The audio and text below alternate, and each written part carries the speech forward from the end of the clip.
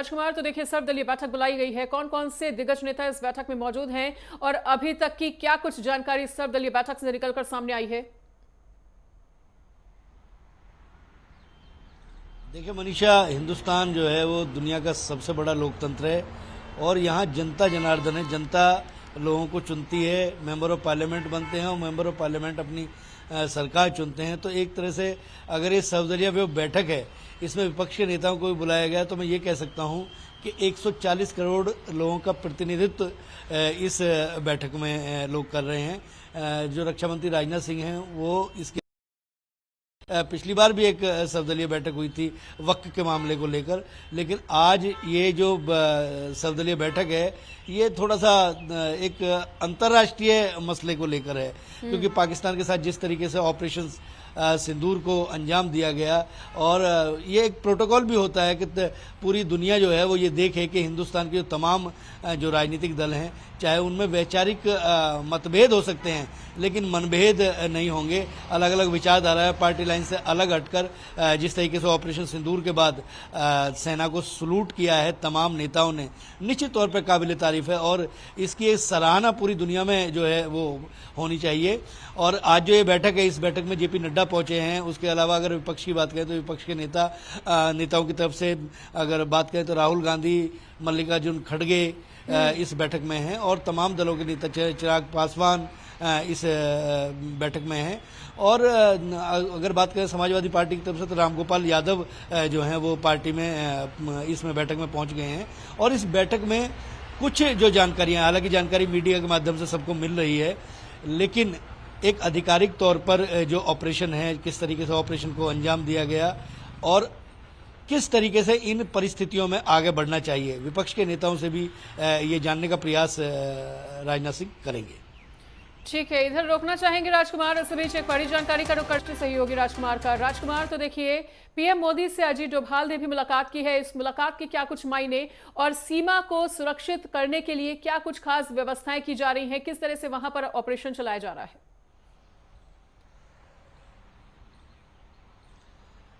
देखिए मनीषा, ये जो मसला है, ये जो ऑपरेशन सिंदूर हुआ है, इसने कहीं ना कहीं पाकिस्तान की जो चूल है उसको हिलाकर रख दिया है और पूरी दुनिया के सामने बेनकाब हुआ है। लेकिन सेना ने बहुत स्पष्ट किया है कि ये जो हमला किया गया था या ये जो कार्रवाई की गई है या ये जो सर्जिकल एयर स्ट्राइक जो की गई है, इस एयर स्ट्राइक का मकसद किसी भी देश पर हमला करना नहीं था। केवल संयमित और बहुत संवेदनशील जो कार्रवाई है वो की गई है। पूरी दुनिया आतंकवाद से जूझ रहा है और उसमें आतंकवाद से जूझने की बात करें तो कहीं अप्रत्यक्ष रूप से अगर बात कर लें तो पाकिस्तान भी उसका कहीं ना कहीं शिकार हो रहा है। अगर वो समझ नहीं पा रहे हैं इस चीज़ को, क्योंकि किसी चीज़ को जब किसी बुरे आदमी या किसी बुरे संगठन को कई बार साथ दिया जाता है, उसका सहयोग किया जाता है, तो आने वाले समय में निश्चित तौर पे वो खुद को अगर दूसरे हिसाब से कहा जाए तो आतंकवादियों को यदि दूध पिलाओगे तो नाग जो है, अगर नाग को दूध पिलाएंगे तो नाग एक दिन जहर जब उसका होगा और उसका जहर उसका उतरना होगा तो वो डसेगा। तो ये जो स्थितियां हैं, इन स्थितियों के बाद ऑपरेशन जो सिंदूर है उसके बाद किस तरीके की परिस्थितियां नहीं है, क्योंकि सेना जो है लगातार अपनी जो निगरानी है वो बनाए हुए है और जवाबी कार्रवाई चल रही है। एक गुरुद्वारा है उस पर भी बमबारी की गई है पाकिस्तान की तरफ से, जिसमें 4 जो लोग हैं वो मौत के घाट उतार दिए गए हैं। तो ये तमाम जो परिस्थितियां, इन परिस्थितियों में क्या होना चाहिए, पल पल की जानकारी। ये जो बैठक है, जो अजीत डोभाल पहुंचे हैं, राष्ट्रीय सुरक्षा सलाहकार, क्योंकि इस पूरे ऑपरेशन को एक तरह से अगर कहा जाए तो अप्रत्यक्ष रूप से राष्ट्रीय सुरक्षा सलाहकार ही लीड कर रहे हैं। अजीत डोभाल का बहुत लंबा कैरियर है और तमाम जो इंफॉर्मेशंस हैं, क्योंकि जानकारी बहुत महत्वपूर्ण होती है मनीषा, और उन तमाम जानकारियों को प्रधानमंत्री के साथ शेयर करना एक नैतिक जिम्मेदारी भी बनती है। और पिछले 24 घंटे में किस तरीके की परिस्थिति हुई है, क्योंकि हम इस समय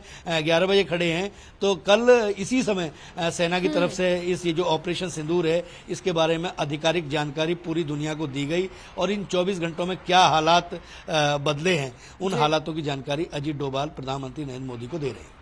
बिल्कुल राजकुमार, जैसा कि आपने जिक्र किया कि सुबह से ही ये जानकारी दी जा रही थी और आधिकारिक जानकारियों को लगातार साझा किया जा रहा था। स्पष्ट कर दिया गया था सुबह ही कि वहां पर किसी भी सिविलियन को टारगेट करना उनका कोई मकसद नहीं था। एयर स्ट्राइक करते हुए केवल आतंकियों को अपना निशाना बनाया गया है, लेकिन फिर भी रात में सीज फायर का उल्लंघन किया गया और हमारे सिविलियंस को फिर से पुंछ में टारगेट किया गया है। जबकि ये हालात तब पनपे जब एस जयशंकर भी इस बात को स्पष्ट कर चुके थे कि अब भारत की तरफ से कोई एक्शन नहीं लिया जाएगा, लेकिन फिर भी अगर पाक बौखलाता है और फिर से कुछ एक्शन करता है तो उसके रिएक्शन के लिए भी पाक को अलर्ट रहना होगा।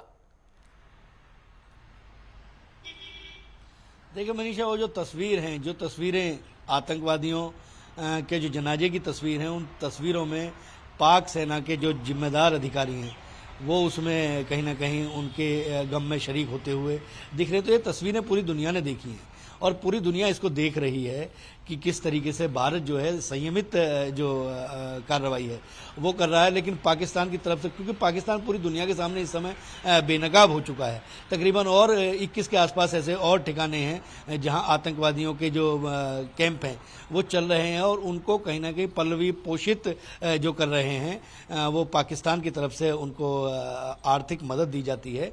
ये पूरी दुनिया में जो है वो ये बेनकाब हो चुके हैं। और तहव्वुर राणा जैसा एक आतंकवादी जो है वो इस समय एनआईए की गिरफ्त में है, उससे पूछताछ हो रही है, उससे इन्वेस्टिगेशन चल रही है।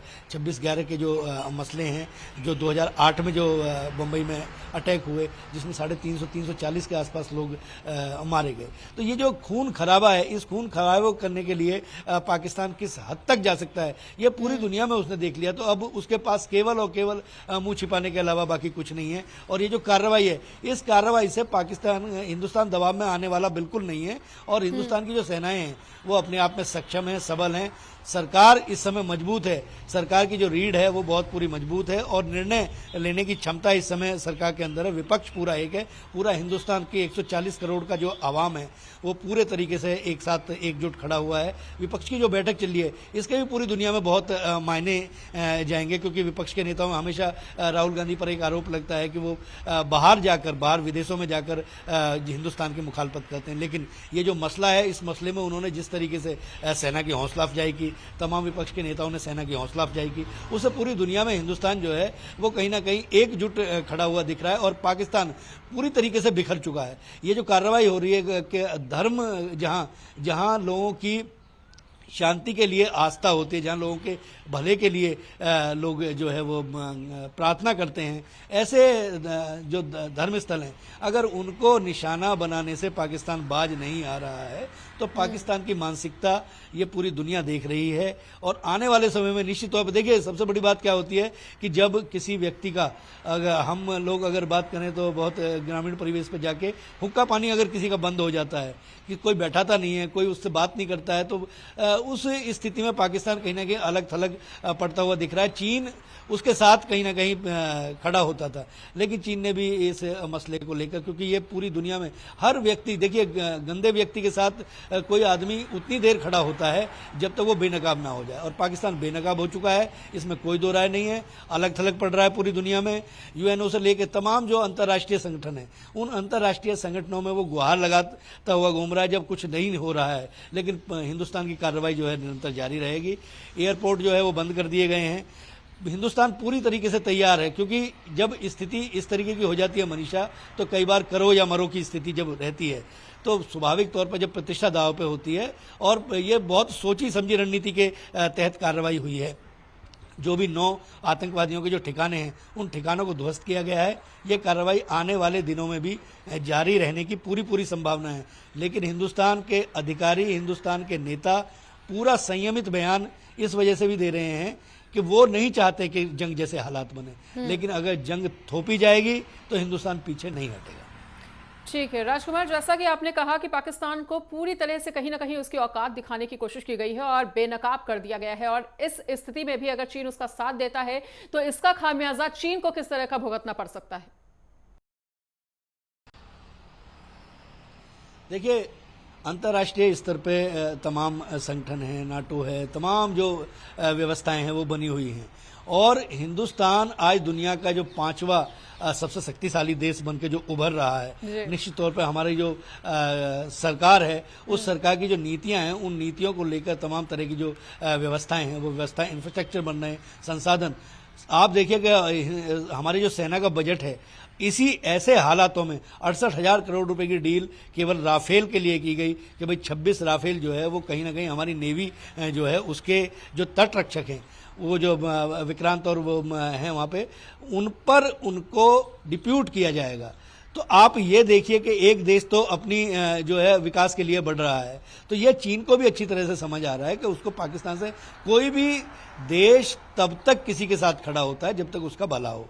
और पूरी दुनिया में जब आतंकवाद के लिए अगर बेनकाब हो जाएगा तो उसके छींटे जो है अगर एक तरह से ये कहेंगे कि गंद में अगर पत्थर फेंकेंगे तो उससे छींटे चीन पे जाएंगे। तो अंतर्राष्ट्रीय स्तर पर मुझे लगता है कि शायद चीन जो है बहुत सोची समझी रणनीति बनाएगा और राष्ट्रीय सुरक्षा सलाहकार लगातार टच में है चीन के प्रबंधन के भी। ठीक है राजकुमार, तमाम जानकारी को साझा करने के लिए आपका बहुत बहुत शुक्रिया।